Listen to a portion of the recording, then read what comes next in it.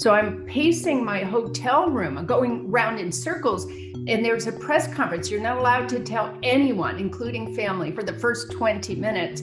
I'm there at 4 o'clock in the morning, pacing a hotel room, deciding, I've got 20 minutes, coffee, shower, coffee, shower. What should I do first? What did you do first? Actually, I took the shower first. I took the shower first too, because I knew it was going to be a really long day. Right.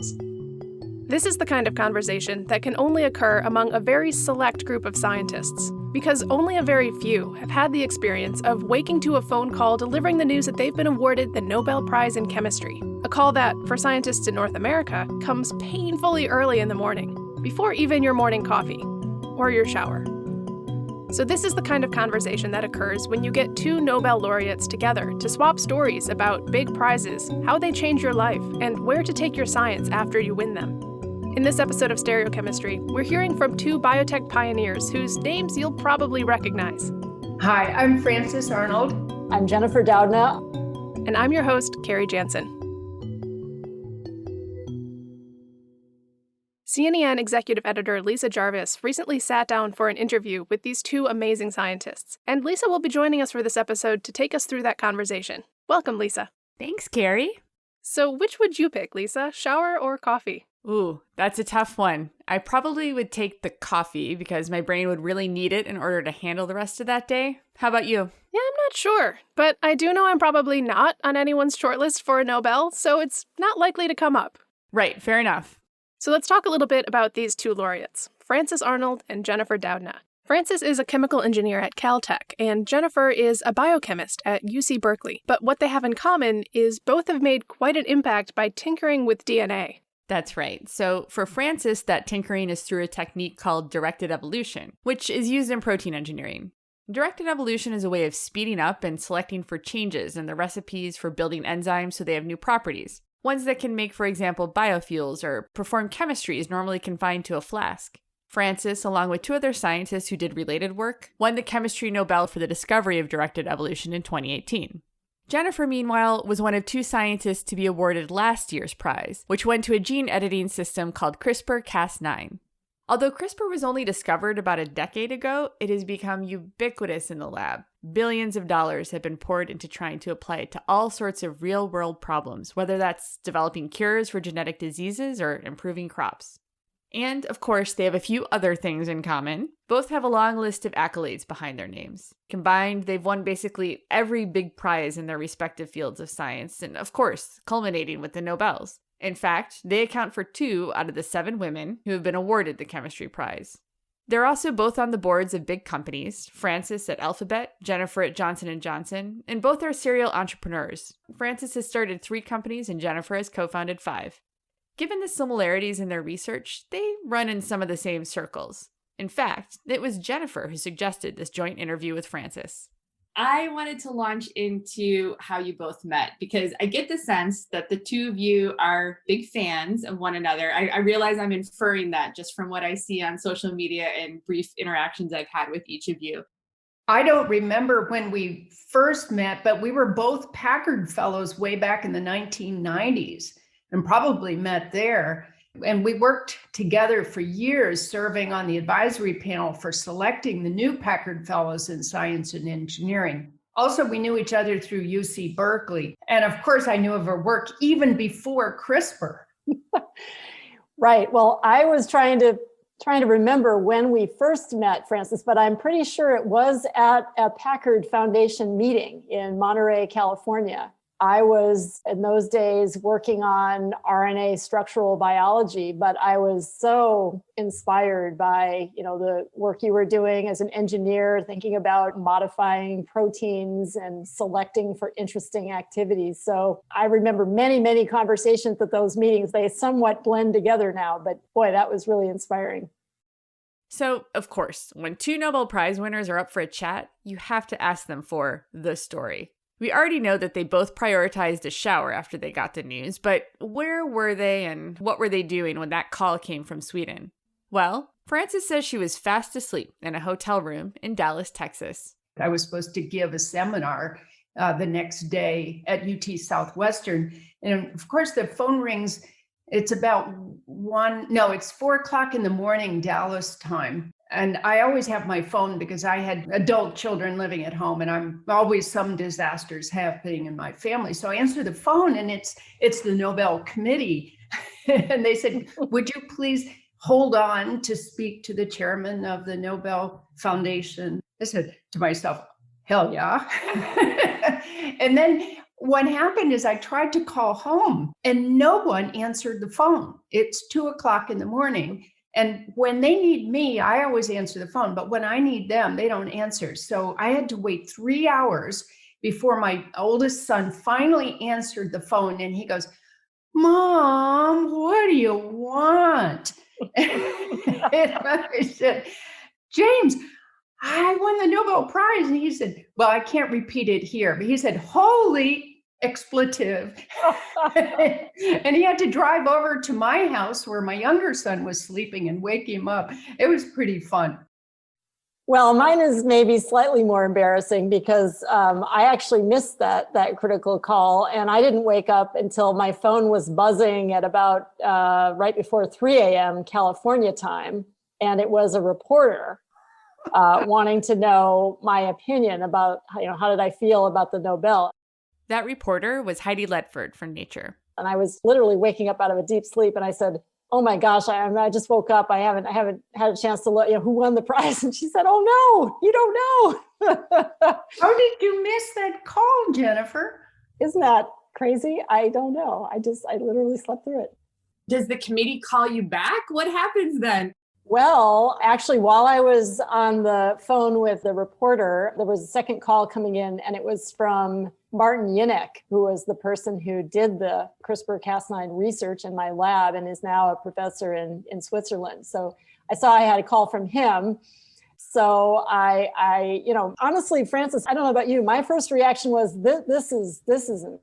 I don't believe this. Just didn't seem real. It was just one of those, am I still asleep or am I dreaming or what's going on? But honestly, Morton Photography is about the most down-to-earth, pragmatic person on the planet. And when I saw that he was calling and I answered his call and he said, oh my gosh, congratulations. I thought, okay, I know it's real. That's wild that Jennifer didn't think it was real. Right? CRISPR had been on basically every Nobel prediction list for several years. If anything, I think people were surprised it hadn't won sooner.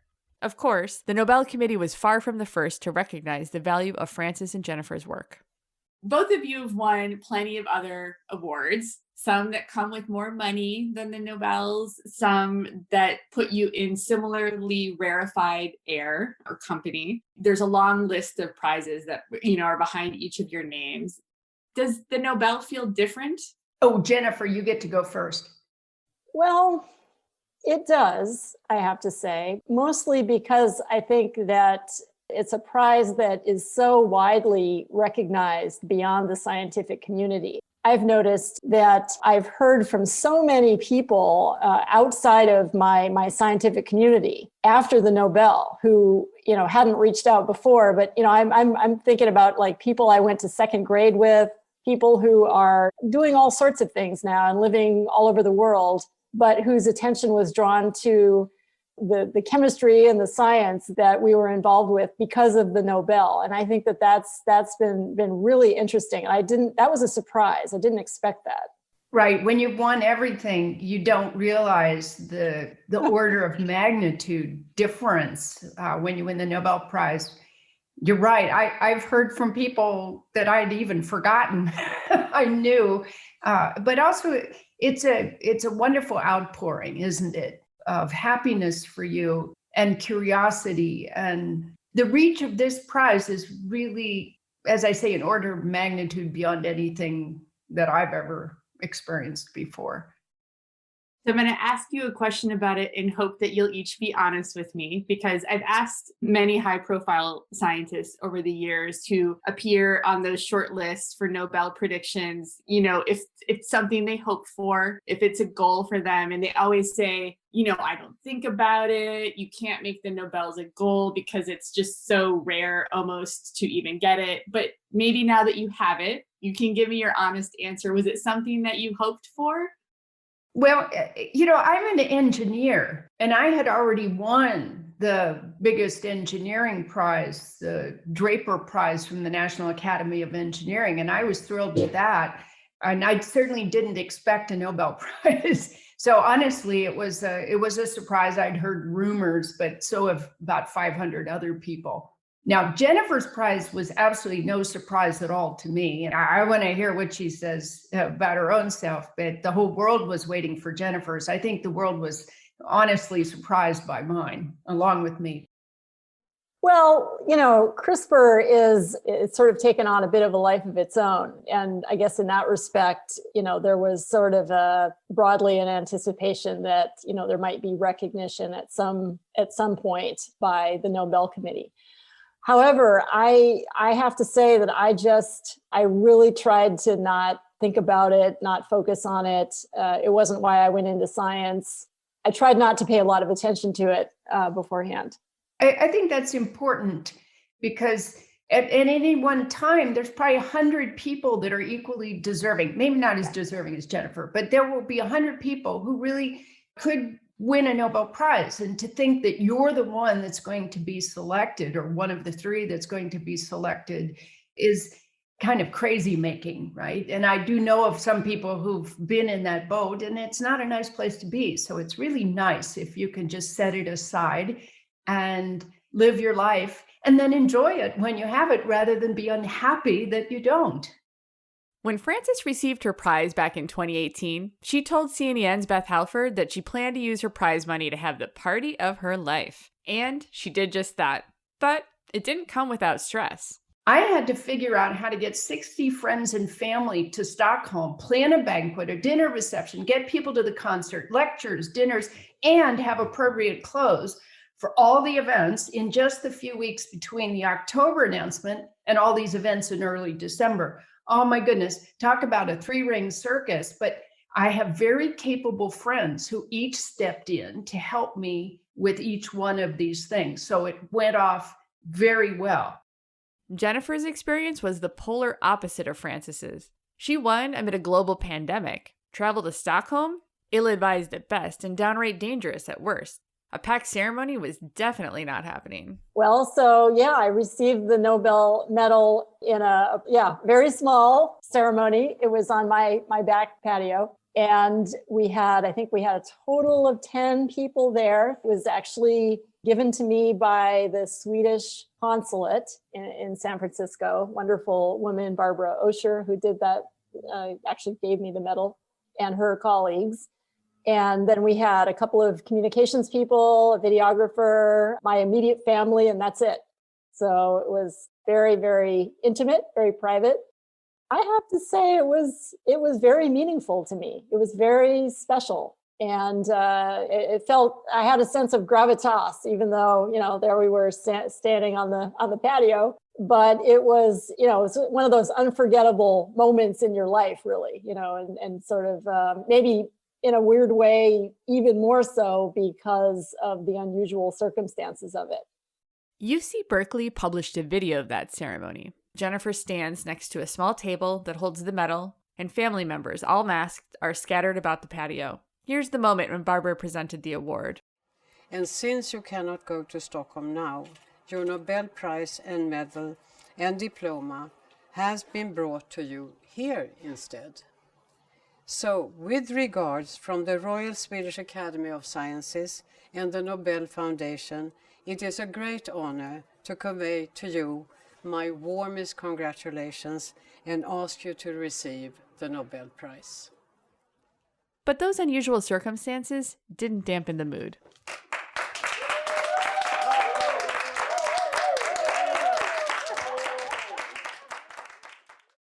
Obviously, the pandemic affected much more than Nobel ceremonies. We shifted to talk a bit about how these two scientists' lives have changed in the past year. Frances answered first.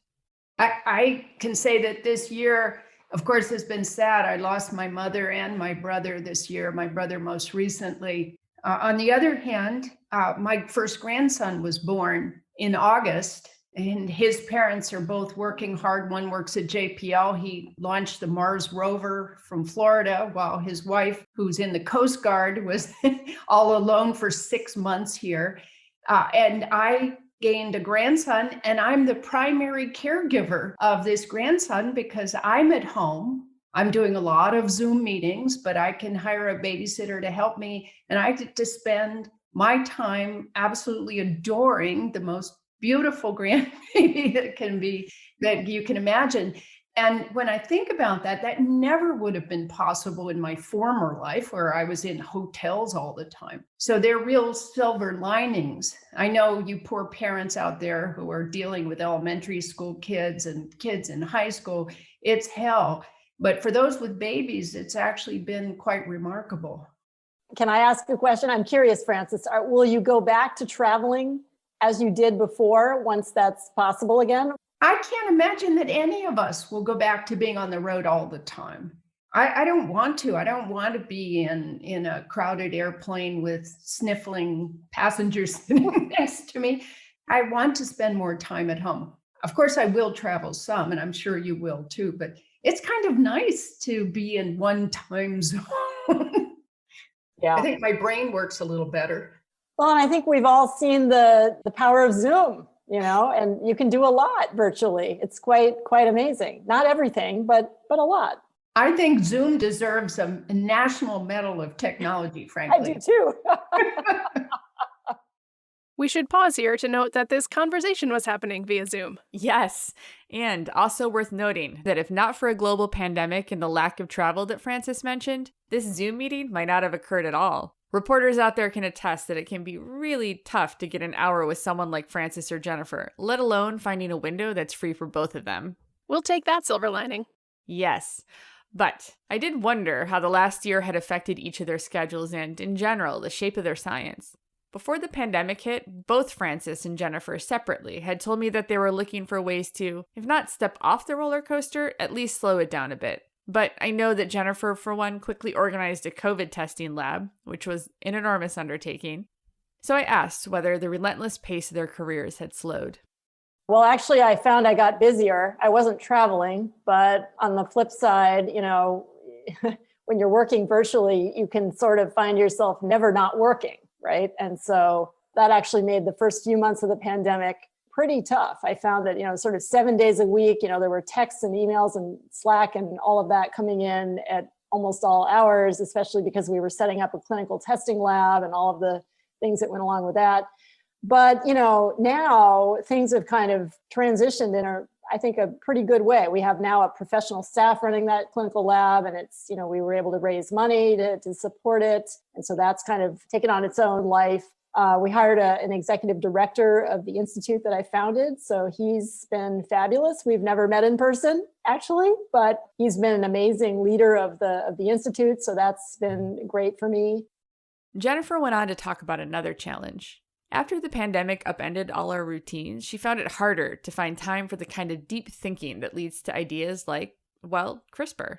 The thing about travel for me, back when we were doing that, was that I did find that often when I was on a trip, I'd have time in hotel rooms at night and, things like that, in different time zones, you'd find yourself lying awake or, something. And so I actually would do a lot of thinking and reading when I was traveling, and you're sort of out of your normal routine. You're not having to, cook meals and clean up the mess in the kitchen kind of thing. And so I did find that I had time when I was traveling to do that kind of thinking and reading. So I found that with the pandemic, I actually had to really consciously change my schedule to carve out time that was set aside for that. And I'm still struggling with that, honestly. And Frances, if you have any advice for me, I'd love to hear it, because it's still a challenge.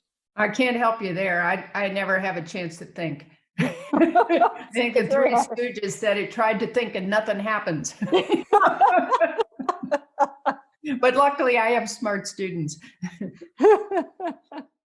It's probably no surprise that these accomplished scientists, even amid a global pandemic, still managed to find the brain space to come up with big ideas. In fact, as both consider the chapters in their careers that come after winning all the top prizes, they're contemplating how they can continue to make an impact on the world. Coming up after the break, the laureates tell us what's coming next for them and their teams. We'll also hear about favorite elements, TV and book recommendations, the celebrity encounter they have in common, and Star Trek. You're going to want to stick around. Hi folks, Marcia Watson here. I'm an assistant editor at C&EN. I'm excited to share with you that C&EN's 2021 Trailblazers issue is almost here. The Trailblazers program celebrates the diversity that drives chemistry forward. This year, the program focuses on Black excellence in chemistry and chemical engineering. The issue is guest edited by MIT chemical engineering professor Paula Hammond and will feature profiles of 21 trailblazing Black chemists who have made important advancements in polymer chemistry, electronics, medicine, and many other areas. Paula will also share her insight on her career path and why it is important for the field of chemistry and for media outlets such as C&EN to celebrate Black chemists at all stages of their careers. Look for that issue on February 22nd. It'll be available both on C&EN's website and in print. And to get a link sent straight to your inbox, sign up for C&EN's newsletter using the URL bit.ly/chemnewsletter. That's bit.ly/chemnewsletter. And while you're waiting for this year's issue, you can catch up on last year's package of Trailblazing Women Chemists, which was edited by Jennifer Doudna. You can find those stories at cenm.ag/2020 Trailblazers. And now, back to the show. So Frances and Jennifer have both attained what is essentially the pinnacle of science prizes. What happens next? Where do you take your science and your career? Right? We talked about that and about how this last year has really been a time for considering what they want to come next and where they want to make a difference. And to be clear, all this big thinking was happening amid a global pandemic. I know I wasn't exactly at the top of my game this year. How about you, Lisa? No. I'd say my biggest thinking centered on what series to binge watch next. And we did briefly touch on that with Frances and Jennifer, so stay tuned. But it likely surprises no one that they both had so much more going on than cultivating their Netflix queue. So here's Jennifer telling us about that. Right now, I would say that I'm really just thinking about very big picture projects that I want the Institute and to some extent my own lab to be focusing on going forward. And one of those is addressing climate change and really thinking about how we tackle that. I see that as a real existential threat. I think that, we don't have much time to get going on it. And I think, in an interesting way, the CRISPR technology can do some really interesting things in that space, in particular with regard to soil and water microbes, and thinking about how we enhance carbon capture and address some of the challenges in agriculture that are coming at us quickly with climate change. So those are the kinds of things that I'm focused on at the moment. Well, my lab is small scale compared to Jennifer's, so she probably has a very different. She's talking about climate change. Boy, if I had good ideas on how to mitigate or adapt to climate change, I'd be working on them too. I tend to do pretty much the same thing. I just love engineering enzymes, and I run a relatively small lab to engineer enzymes. But I do a lot of other things on the side. So I took on many more responsibilities on the side this year that are using up my thinking time. Let us pause here and note that Frances is being modest about those side responsibilities. A few days after our conversation, President Joe Biden named her as co-chair of the Presidential Committee of Advisors on Science and Technology, a group he has charged with offering guidance on key policy issues like climate change and pandemic preparedness. Frances gave a heartfelt speech on the day after the announcement was made. As an engineer by training, there's a certain temptation to see the work ahead of us as a series of difficult problems to be solved. But the truth is, that's not what drew me to this role. Like the rest of this extraordinary team, I'm here today because of love. A love of science, yes, but also a deeper love of our planet and of our people, without whom science has no purpose or meaning. Although Frances wasn't yet able to discuss the PCAST appointment on the day of our interview, she did give us a sense of why helping shape science policy is the right direction at this point in her career. At this level, I know for myself, I could do, a few more nice projects. We continue to make very cool enzymes. My students could go on and do that better than I could now. But more importantly, our experience now that we've accumulated over the years of science in general and the impact of science on society can be directed in positive ways, be it at the national, international levels. So I intend to spend more time on national implementation of science policy. I hope that we will see science taking its important place in determining a future that's for everyone. Yeah. A few big things going on for Frances and Jennifer, but we did promise that we'd also talk about binge watching and Star Trek. We did, didn't we? At the end of our chat, we threw in a few rapid fire questions, starting with the classic question for chemists: what's your favorite element? Silicon. It's a completely new world for me. After we made enzymes that do silicon chemistry inside of living cells, we got a lot more interest in the area from Dow Chemical, for example, who has a huge organosilicon industry and never even thought that biology could do this chemistry, which forced us to actually learn something about silicon chemistry. And I think that's been a really interesting foray. It's hard, but it's really interesting to see what biology can do there. It's making me think of old Star Trek episodes, Frances. In fact, the Horta episode, looking for life in rock. Yep. We're actually trying to put the silicon into life, but details. Yeah. What about you, Jennifer? I'd have to say magnesium. Magnesium is a divalent ion that is essential for the folding of RNA, and it's been sort of woven into every project I've ever worked on in my career, going way back before CRISPR. So, that's probably been the element that's been the most common theme in my work beyond the, fundamentals of organic molecules. Well, I have to jump in because I have a second favorite that's really probably neck and neck with silicon, and that's iron. So you can have magnesium. For me, that's boring. But iron, oh my goodness, all the chemistry you can do with iron. Nature figured out how to use all these elements, and especially iron, to do a whole wide range of chemistry that we can recapitulate and add to. So iron can do anything. We're in the middle of the pandemic. A lot of us are doing binge watching or reading or listening to podcasts. I know you're both very busy. Is there anything that has helped get you through the last year? TV, book, podcast? So I lived in Italy for a couple of years when I was 18 and 19 years old, and I loved Italian culture and language.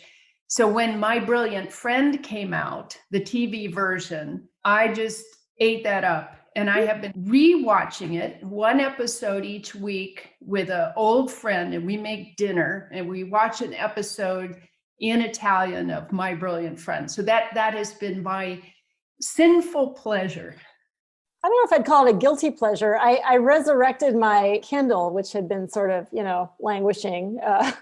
And I sort of, have been really enjoying just going back and reading books that have been kind of on my list for a long time that I hadn't gotten around to reading. And the book I'm reading right now, it's not recent, but it's really worth reading, is the biography of Albert Einstein by Walter Isaacson. Both of you have been to a number of events where you've met many celebrities or had opportunities to meet celebrities. Is there one that was your favorite or you were most excited about? Jimmy Page, Led Zeppelin. All right, I met Jimmy Page, and he's pretty cool. And I had dinner at the Met with him. Ben Carson was on my right and Jimmy Page, and then Justice Anthony Kennedy. So he's stuck between Jimmy Page and, Aerosmith. Tyler? Steven Tyler? Yeah, exactly. Steven Tyler. So Justice Kennedy is between Steven Tyler and Jimmy Page, and I'm stuck between Ben Carson. It was a great dinner. It was wonderful. That's fascinating. Yeah. But I actually, I got to go to Sidney Poitier's 80th birthday party, and that was really spectacular. Amazing. Yeah, I bet. Just another day in the life of a chemistry Nobel laureate. A good place to wrap our chat with Frances Arnold and Jennifer Doudna. If you want to find out more about their amazing science, I'd suggest checking out the profile I wrote about Jennifer last year. I got to spend a day shadowing her to understand how she balances managing a sizable lab, founding companies, and all the other obligations that come along with being a gene editing pioneer. And Jennifer was the guest editor on a special issue of C&EN in 2020 called Trailblazers. In it, we highlighted badass women of science, one of which is Frances. And of course, check out our Nobel's coverage of both of these researchers. This episode was written by Lisa Jarvis and produced by me, Carrie Jansen. Story editing by Amanda Yarnell. The audio of Frances's speech is from C-SPAN, and the audio of Jennifer's Nobel ceremony is from UC Berkeley. The music in this episode was Curiosity by Kevin Graham and Plain Loafer by Kevin MacLeod. Stereochemistry is the official podcast of Chemical and Engineering News, which is published by the American Chemical Society. Thanks for listening.